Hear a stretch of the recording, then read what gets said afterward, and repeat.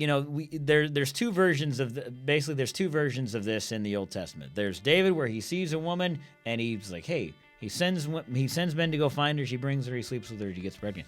Where you have Joseph, who's Potiphar's wife, grabs him by the cloak and he runs so fast he leaves the cloak there. Yeah. He's like, it's like I think of cartoon, like your legs spin. Like that's what David should have done here. He should have got his legs spinning and running the other way, but he does the opposite. Welcome back to the Physics of Faith podcast. I'm Tommy. And I'm Tim. And we are continuing on in our series on the life of David, not necessarily going chapter by chapter and verse by verse, but, just going through the life of this great figure in the Bible who we are about to talk about. We've said a lot of great things about David so far. We've talked about some of his faults, but this chapter really gets into his great failings. But, as I've mentioned before, not necessarily going chapter by chapter and verse by verse because that would take a long time to go that. And so we're going to kind of skip ahead. Our last episode was on verse 6. Basically, he brings the ark into the city of Jerusalem. So we're going to skip ahead to chapter 11 of 2 Samuel. So we're skipping chapters 7 through 10.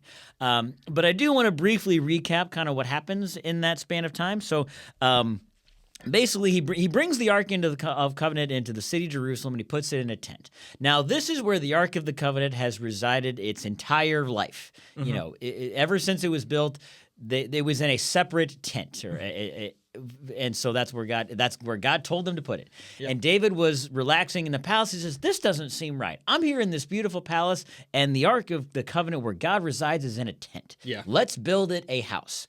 And God basically says, "Well, I appreciate that. It's not really necessary. This is where I've always been, but if you want to, okay. Now, that's fine. I don't want you to do that though.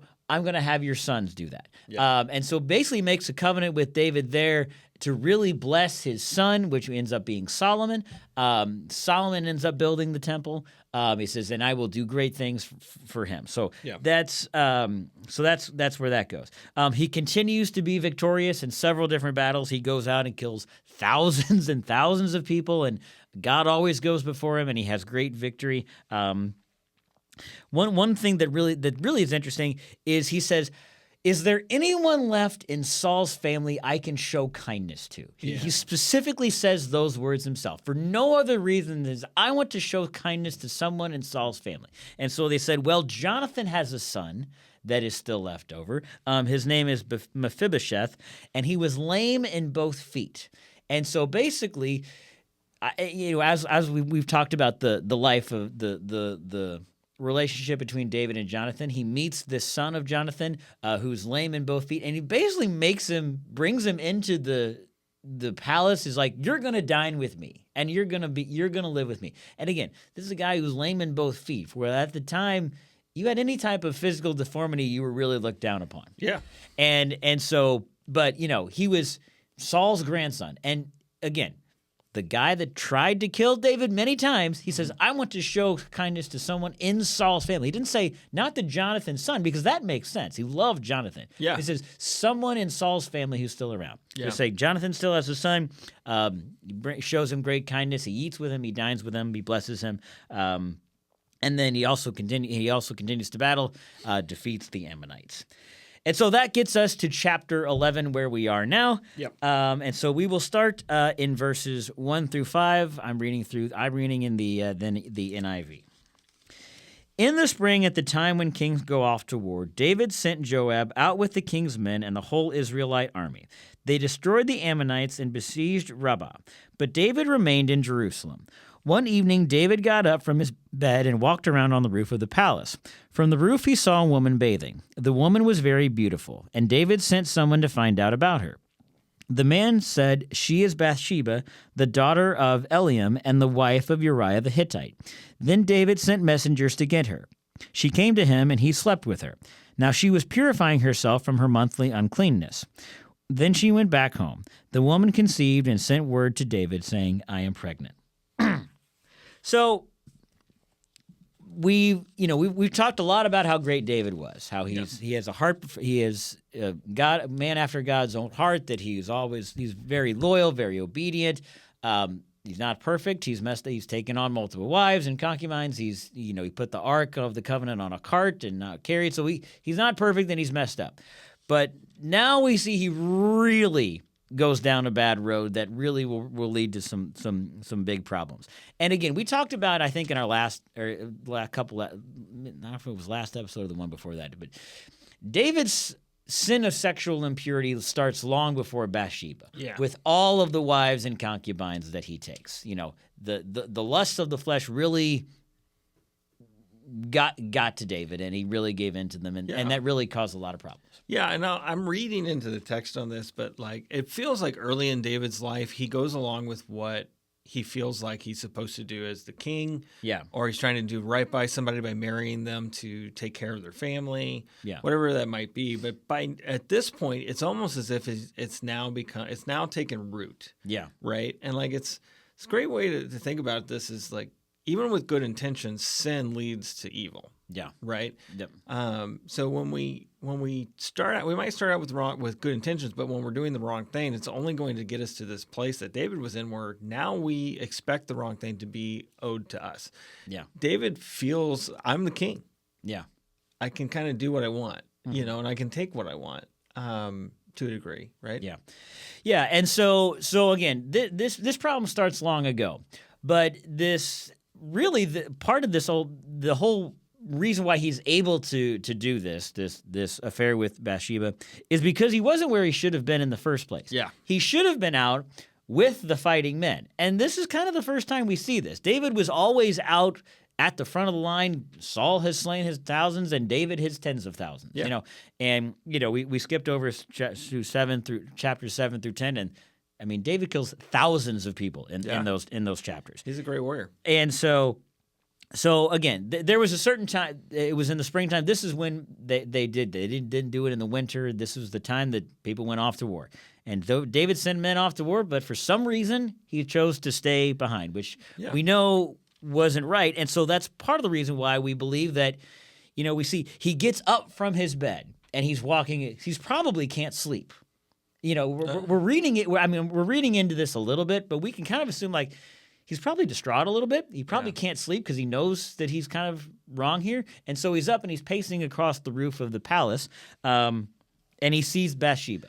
Yeah. Now, what's interesting is I like that idea. I like that concept. And like we've both said, we're kind of reading it into the text. You know what struck me when I read that he was pacing on the roof, or that he was walking on the roof? It reminded me of when we read about Nebuchadnezzar. Yeah. That's what Nebuchadnezzar was doing when he was looking out at everything he had done. When he was thinking about how great he was. Yeah. That's where Nebuchadnezzar was. He was on the roof. Yeah. And so I couldn't help but see that parallel, but I don't know that that's what David was doing. Right. We don't really have a direct, and David was thinking this. Yeah, right. We just know that he's supposed to be at war, but he's not. Like you said, he's not where he's supposed to be. And he's up on his roof, and he sees this woman because he's got a great vantage point of the entire city. Yeah. Yeah, and so, he sees this woman bathing. He sees that she's beautiful. Mm. Now, I think we've talked about it in our men's ministry, and I'm sure we've talked about this on our podcast before. Noticing a woman is beautiful in itself is not a sin. The first look is free. The second look is sin. To really kind of hammer it down, that's not really the best way of putting it. But again, if you see a woman is beautiful, and I mean as men I deal with lust. We all deal with lust, and so Jesus says later on hundreds of years, thousands of years after, not hundreds of thousands, but thousands of years after this, you have committed adultery with your eyes. Well, before you ever actually do that. And so what David, we know, should have done here is let's walk this way, But he saw her and he kept looking. And not only did he continue to look and notice he's beautiful, he sent he got other people involved. Yeah, who is that? Who is that? Who is that down there? Yeah, I think, we all see attractive people every day. Yeah. And think nothing of it, right? When we do think something of it, Yeah. there's a problem, right? Like when we dwell on it, as you said, when we make it our focus, when we try to get closer, when we suddenly are like, well, I need to know more about this person, or I need to watch them. When you see a woman bathing, you should turn away, Yeah. not sit and marvel at how beautiful she is. Yeah. And, obviously David is in the wrong here, but Bathsheba's not completely innocent either. Like, she's bathing where she probably, in view of where, obviously now David's on the roof. Yeah, I don't know about that. See, because I feel like in this, we know that she's bathing ceremonially. Yes. Right? So that means she has to be somewhere that she can do that properly. Yeah. Right? David is, the city of David is tall, right? Yeah. So like he's up in the high places. Yeah. And he can see what's going on. I really think that in this moment, I don't think she's necessarily being careless. Yeah. But he's taking advantage of his position Sure. and is able to see her in that regard. Yeah. Yeah. No, that's a good point. But yeah, so what we never talked about this, but there's two versions of there's two versions of this in the Old Testament. There's David where he sees a woman and he's like, hey, he sends men to go find her. She brings her. He sleeps with her. She gets pregnant. Where you have Joseph, who's Potiphar's wife, grabs him by the cloak and he runs so fast he leaves the cloak there. Yeah. He's like, it's like I think of cartoon, like your legs spin. Like that's what David should have done here. Yeah. He should have got his legs spinning and running the other way, but he does the opposite. Well, sometimes I feel like when we're confronted by sin, and we panic and we know we shouldn't be there and we run. Right. David isn't being confronted by sin. It is creeping in. Yeah. Right. And this is where we need to really be careful. We need to treat that creep in as the same way as Joseph treated Potiphar's wife. Yeah. David should have seen her, been like, oh, and run. Right. Like I'm not where I should be. I should get to where I need to be. Yeah. And he should move on. So he sends messengers to find out who that is. And he finds out that she has some status. Yep. So she is the daughter of Eliam, and who is a mighty man in David's kingdom. He's a mighty warrior. He's a high-ranking person. Yeah. Her grandfather was Ahithophel, if I wrote this right. He was actually one of David's counselors. Oh man. And he's the wife of Uriah, Mm-hmm. who is one of his top fighting men. Yeah. So he finds all this out about this woman. He finds out who she is. Again, he had plenty of options to turn away from this. Yes. He sees her, he's like, ooh, I shouldn't. He should have said I shouldn't do that. Then he finds out who she is, and that in itself should have said, I cannot get involved with this woman. Right. But he finds all of this out, and even after finding all of that out, he still says, bring her to me. Yeah. He knows her father, he knows her grandfather, he knows her husband, and he still puts her in this position. Right. Right? Like this is how much David had given himself to this sin at this point. Yep.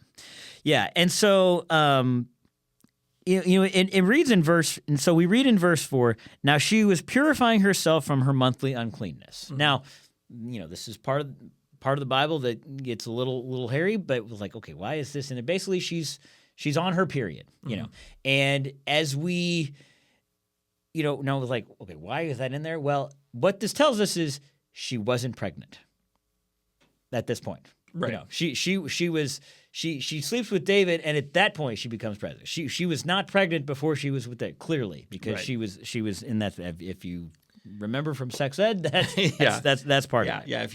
If the woman gets her period, she's not pregnant. Yeah. Yeah. And so she finds out she's pregnant, and she sends word to David saying, I'm pregnant. Yeah. Now, we almost can kind of read into this as if to say, like, we got a problem here. Right. You're the king. We got to do something about this.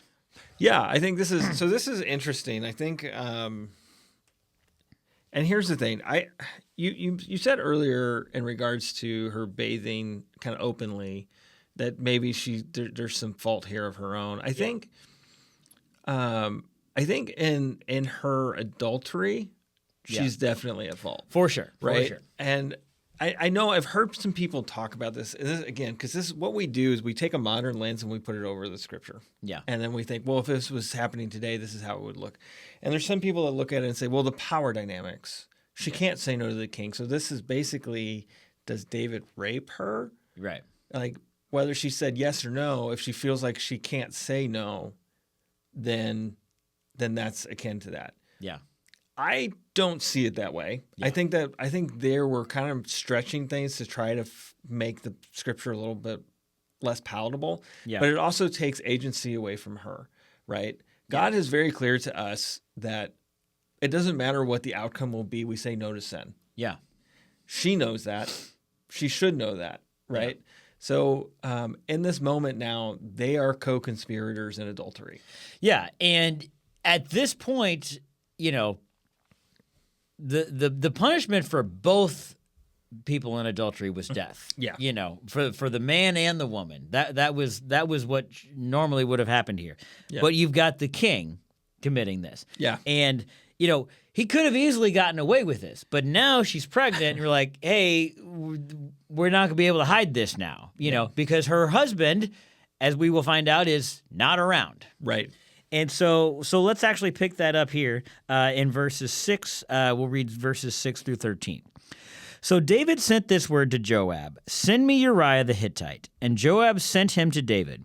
When Uriah came to him, David asked him how Joab was, how the soldiers were, and how the war was going. Then David said to Uriah, "Go down to your house and wash your feet." So Uriah left the palace, and a gift from the king was sent after him. But Uriah slept at the entrance to the palace with all his master's servants and did not go down to his house. David was told Uriah did not go home. So he asked Uriah, "Haven't you just come from a military campaign? Why didn't you go home?" Uriah said to David, "The ark and Israel and Judah are staying in tents, and my commander Joab and my lord's men are camped in the open country. How could I go to my house to eat and drink and make love to my wife? As surely as you live, I will not do such a thing." Then David said to him, "Stay here one more day, and tomorrow I will send you back." So Uriah remained in Jerusalem that day and the next. At David's invitation, he ate and drank with him, and David made him drunk. But in the evening, Uriah went out to sleep on his mat among his master's servants. He did not go home. So David realized Bathsheba's pregnant. Yep. From him. Yep. And everybody's going to be able to know, hey, she's pregnant and her husband's been at war for months. So who got her pregnant? You know. And so David begins this scheme to try to cover this up. Yeah. So he brings Uriah back, and he hides around it at the beginning. He's like, "So, how's the war?" Yeah. Basically, you know, I want to. He starts with trying to hear of like, this is why I'm bringing him back. Right. Not for this obvious reason. Right. But he's saying like, "So, how's the fighting going on? What's going on?" You know, and he tries to hide behind that, and so he's like, "Hey, go home. Take some time. Take some relax." Yeah. And you're at this moment. You're already here. Yeah. Uriah, much more honorable in this situation than David is. Yeah. Because he's like, where would I be while all these men are out fighting? Yeah. God is living in a tent. Right. Yeah. All of my men are living in tents. Yeah. What would it be for me to go to my home and to eat and to drink and to sleep with my wife and to enjoy that time while all of these other fighting men are not? That would not be right at all. Yeah, and I love that he's saying it to David. Because David's like, I've been sitting at home in a palace while God's in a tent. And yes, I wanted to rectify that, but I can't. Yeah. But I sent you out to war. Yeah. And Uriah has this honor about him that's like, we're at war. It's not a time for this. Yeah. There are seasons for things. This is not the season for this. And David missed that. Yeah. David had missed that, you know. Went right over his head. Doesn't see the irony here. Right. Or maybe he does. Maybe that's why he's like, oh, okay.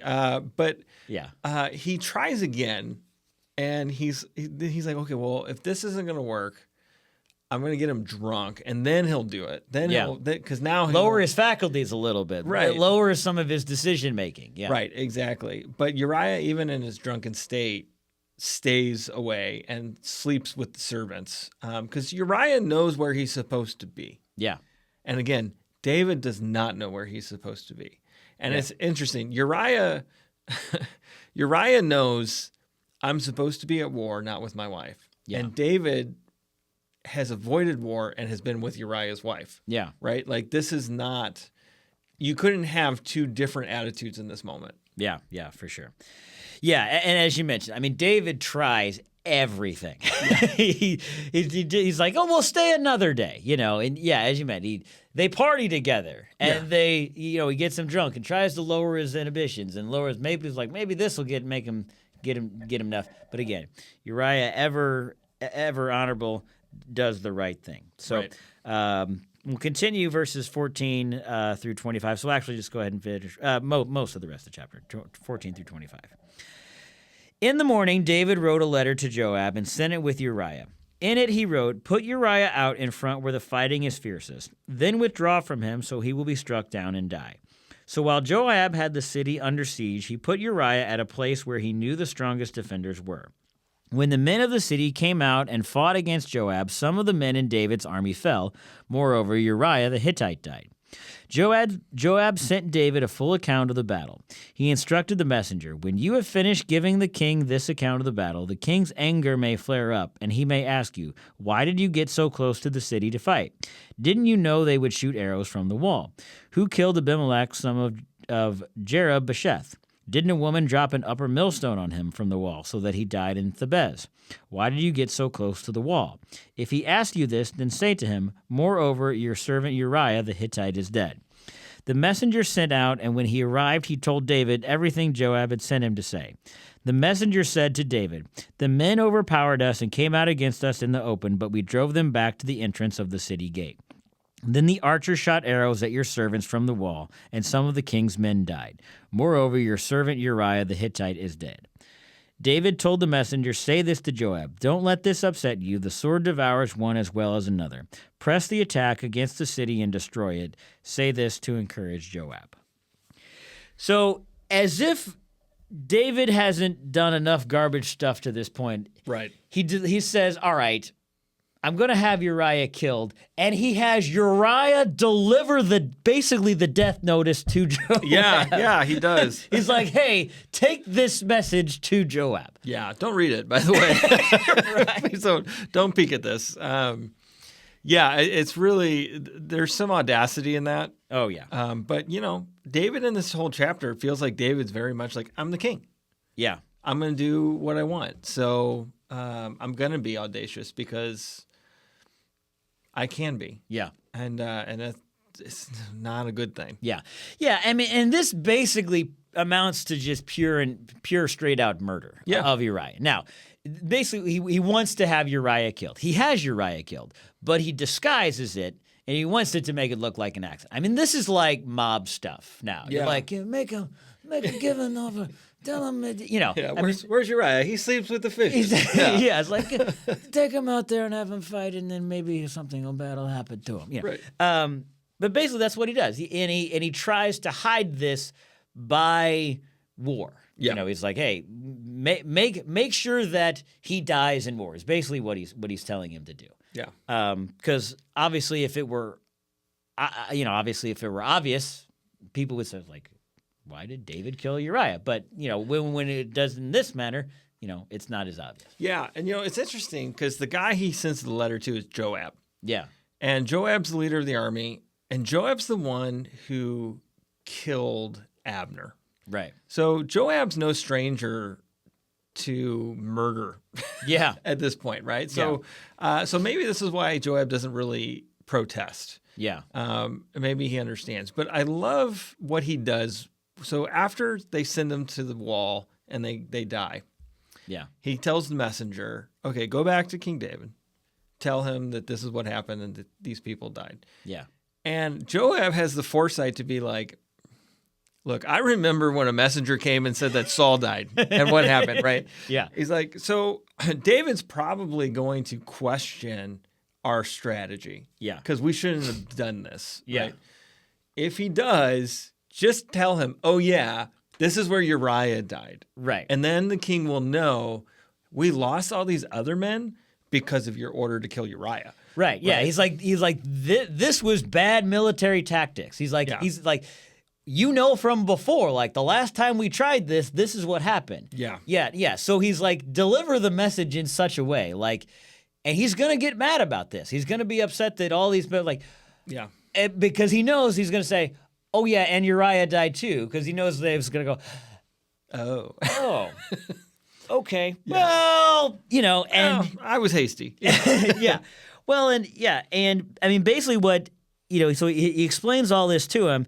And David says in verse 25, don't let this upset you. The sword devours one as well as another. He's basically saying, stuff happens. That's war. People die in war. Yeah.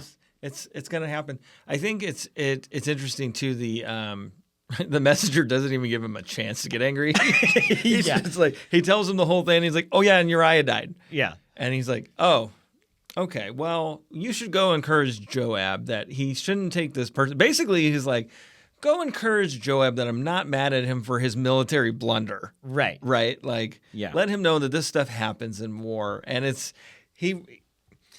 so not only does he commit adultery with Bathsheba, well, let's even back up. He sends men out to fight and he doesn't go fight with them. So we'll start there. So start there. He sends them out to fight. He doesn't go. Yep. He then sleeps with Bathsheba and like sins for her, even though he knows both Bathsheba's father, grandfather, and thirdly, her husband. Yep. He knows Uriah, right? So he does this. Then he tries to cover it up. And he tries to do it playfully, kind of at first, if you can call sin playful. Yeah. And once tries to get him drunk, tries to get him to, go sleep with your wife, and then you'll think that that's your child, right?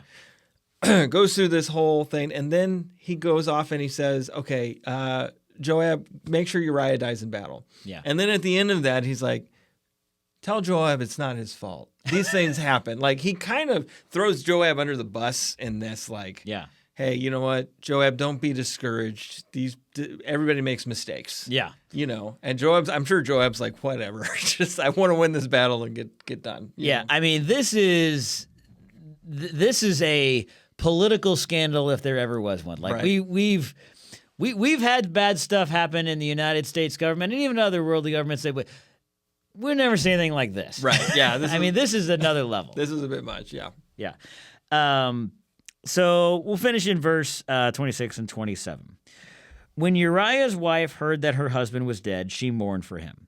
After the time of mourning was over, David had her brought to his house, and she became his wife and bore him a son. But the thing David had done displeased the Lord. So, as we mentioned, Bathsheba sent word to David saying, hey, I'm pregnant, Yeah. Now, we don't know if... So she finds out her husband has died. Now, we don't know if she knew that David arranged this or not. That's a good point. We don't know, and so we see that she mourned, and again, she didn't necessarily have anything against her husband. She's not necessarily glad that he was dead. She's mourning because he was her husband. Yeah. Now, obviously, she messed up and committed adultery against him. Right. So so obviously there's that. But the other thing is like she mourns, but at the same time, she probably is thinking, whew, because the penalty for adultery is death for both of them. Well, this is interesting because this might actually be worse for her if she doesn't know what David's doing. Yeah. Right? Because if Uriah dies, but she's pregnant, and he was never home. Yeah. Right? Now she's on her own. She has no husband to hide behind. Right? She is completely at David's mercy at this point. Like David's going to have to do something. So I can't help but wonder if at this moment, or think that at this moment, she knows David is going to take care of her. Yeah. But I think her mourning is genuine. I don't think she wanted any of this to happen. And it's a good reminder for us that when we chase the desires of our flesh, we don't always see who all it's going to hurt and how badly it's going to hurt them. Yeah. Or how damaging it's going to be. Yeah. Right? So, but that's how we get in those positions to begin with. We're like David, and we're only concerned about ourselves in those moments. Yeah. David's had so many moments where he has been about the people of God and the people of Israel and God's people. But in this chapter, David is only about what David can get. Yep. You know? Yeah, and and I think you're right. I do think that her mourning is legitimate because it's not like she set out or planned to do this. You know, we don't hear of anything that Uriah and Bathsheba were having marital issues before this. Right. I mean, this was like she was bathing. The king sent for her. She went. Now, obviously, she messed up there. She's obviously not innocent in this, but people sin. You know, right. Things happen. Yeah. You know, absolutely. And now I was also, you know, we see here. So after the time was mourning, David had her brought to his house, and she became his wife and bore him a son. Mm-hmm. So basically, it kind of looks like they got away with it, you know, a little bit. And there is reading in some of the commentaries, you could look at the like. Some of the people may have looked at this as what David doing is actually honorable because like, oh man, this man that died in war and now his widow's at home without him, and David takes her in. What a great guy, you know? What a great guy. Yeah. Yeah. What a great guy. But I think too, you see, I mean, obviously we don't know that. We obviously read that, but it's certainly possible that's. I also think about the timelines on some of these things and wonder, I can't help but feel like in the palace, yeah, that this is a terribly kept secret. Oh yeah, right. Like yeah, David sent for her. Right. Yes, right? For sure. Yeah, he's not the only one. I mean, there are other people that know what's going on here. And then there's other people that might just be doing the math. Oh, I married Uriah's widow, and now she's going to have me a son. It was like, okay, Uriah died 6 months ago. Yeah. How did it, like, is the baby healthy? Oh, baby's great. Yeah. Okay, what happened there, right? Yeah. Like, there's still we never truly get away with anything. Yeah. You know, somebody's going to notice something. Well, and obviously they don't because God knows. Because God knows. Yeah. But the thing David had done displeased the Lord. Yeah. Duh. Right. as if there was ever an understatement in the Bible, that would be one of them. Thank you, Captain Obvious. Yeah. No kidding. Yeah. Yeah, and that's what we need to be. And this is the thing. David so often, the thing we praise David for so often is that was at the forefront of his mind, always. Yeah. Please the Lord. Do what is pleasing to the Lord. Yeah. In this moment, he does what is pleasing to himself. Yeah. Tries to get away with it, and it is not pleasing to the Lord. Yeah. We should only ever try to please the Lord. Just as David told his first wife in our last episode, I will become undignified to do what is glorifying to God. Yeah.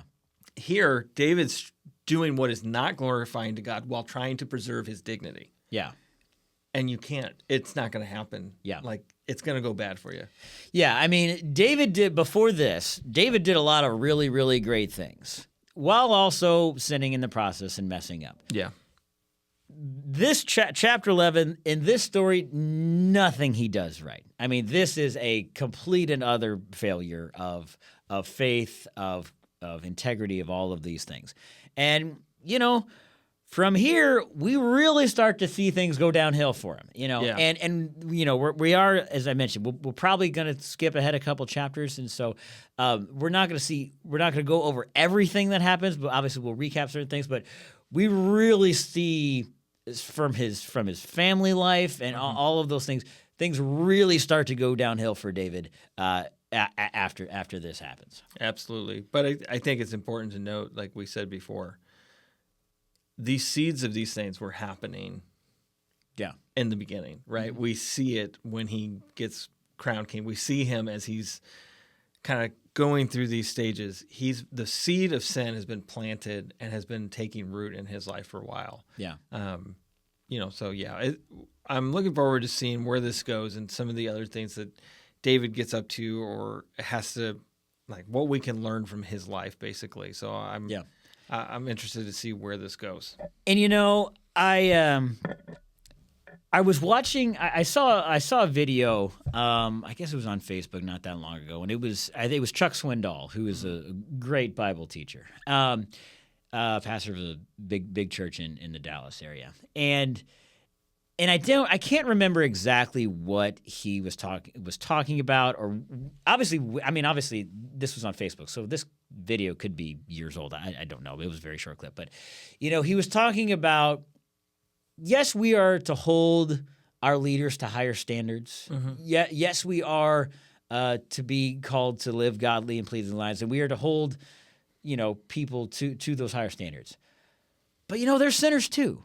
Yeah. And so let's be forgiving, because we're going to sin, I'm going to sin, you're going to sin, they're going to sin. Everybody's going to mess up. And so we can't expect perfection from people. Yes, we need to hold people to high standards to, I'm an elder in my church. I realize like that's a big deal, and any type of leader in any type of church is held to a higher standard. And the Bible talks about that, but I'm far from perfect. And everybody's far from perfect. And so he says, when we see leaders fail, let's be forgiving, Yeah. And so I say all that to say, like, David is held in high regard in the Bible. He's mentioned a lot. I mean, he's mentioned about as many times, if not more, than Jesus is. You look back about, and all of these other men, especially in the Old Testament, who do these great things. Moses hit the rock and didn't get to make it into the promised land. Yeah. David was a mighty man of God, the king of Israel. God set him long before all these things. He was the king. And he does this. And there's Abraham. God says, I will make a nation out of your people. Yeah. And he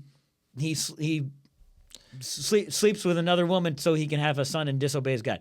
All of these mighty men of God that the Bible talks about in Hebrews, I think it's Hebrew 12. I think I've heard David Jeremiah call it the hall of faith. He's like, this man did this, and this man did this, and this man did this because of their faith. And yet all of them did really bad stuff. Yeah. Yeah, I think that is really important to remember. And then where I would go with that too is forgiveness still requires repentance. Yeah. And the thing that David does better than many others is he doesn't double down. Yeah. He repents. Yeah. And we see that as his story continues here. He comes to realization of what he did. Yeah. And the wrong of what he did. Now, David was in the benefit, like, he got to stay king. Yeah. Now, I don't necessarily think that, like, if a pastor goes and commits adultery, we don't necessarily say, well, we forgive him. Yeah. He gets to keep being the pastor. Yeah. Right? But we hold him to account. He needs to show repentance, and we forgive him for what he did. That doesn't mean he needs to be teaching every Sunday. Yeah. That doesn't mean he needs to be shepherding the flock, right? Yeah. But to your point, we can't just be done with people like that. Yep. We have to strive to bring them back to God and to keep them in the fold, because God's desire is for them to be saved, regardless of what they've done. Mm-hmm. Regardless of what they've done or what they've said, God's desire is for them to be saved. Yeah, and there is no mistake that we make. There's no sin that we commit that God can't fix and make work right. And absolutely. Yeah, for every pastor that falls, that commits does awful things, and gets kicked out of his church and really falls from grace, there are also people who do those things, who repent, who work to sanctify themselves and get back in and do what God called them to do. Yeah. We don't hear about those. Not often. Yeah. But also because that's not a cool story. Yeah. Right. I mean, at least for the media and those types of things, obviously. But we know that that's what God can do. Very true. All right. Well, that ends 2 Samuel chapter 11. We will be back in a few weeks with continuing our story of David. Awesome.